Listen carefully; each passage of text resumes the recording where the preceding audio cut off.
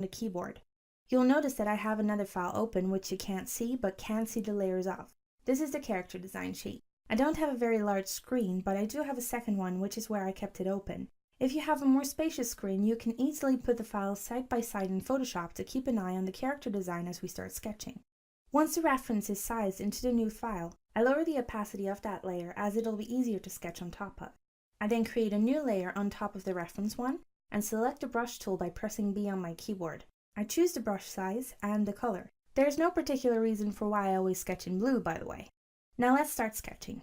I like to begin with drawing over the reference, creating a basic outline of all the shapes and marking down the areas with quick lines such as for the eyes, nose and mouth.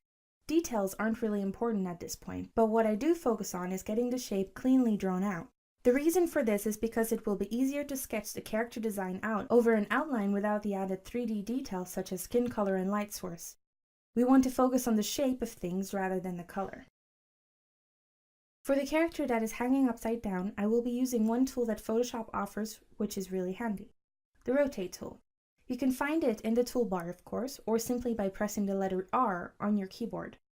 I find that when I'm drawing a character that is upside down, be they hanging from something or flying, it can happen that the proportions and anatomy aren't exactly correct, as you simply aren't used to drawing people upside down.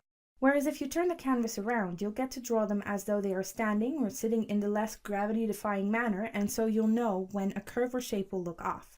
Once you turn them back around, you'll know that they are proportionally correct.